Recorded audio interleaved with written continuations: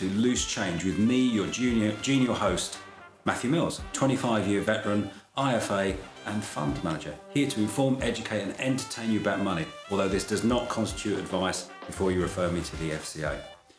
Anyway, we're going to do a short series on indexes to look at in the markets to give you a clue about where your investments are going to go. And the reason we're going to do this is I had a question from somebody about should I be looking at the FTSE 100 at the end of the news to give you some idea about what to do with my investments.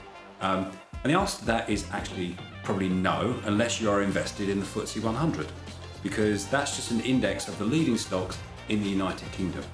And that index is largely dominated by energy producers, petrol companies, and by banks.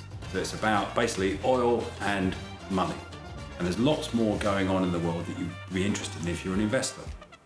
So what might you do instead? Well, one index you might look at instead would be the Dow Jones in the United States. And the reason you might do that is because the US represents 51% of global capital, and it sets the tone for the rest of the world. The other index you might look at, and maybe even better than that if you were looking at stock indices, would be the Morgan Stanley Capitalization Index, the MSCI World. And this is a basket of shares from around the entire world. It's well over 2,000 stocks and probably is far more representative than the Dow of what's going on in the entire world. So really, if you were looking for an index to look at, some indication of how to benchmark your investments, the MSCI World or the Dow rather than the FTSE 100. Anyway, there's another series of these coming where we'll look at some other indices as well and some other indicators. We'll see you next time.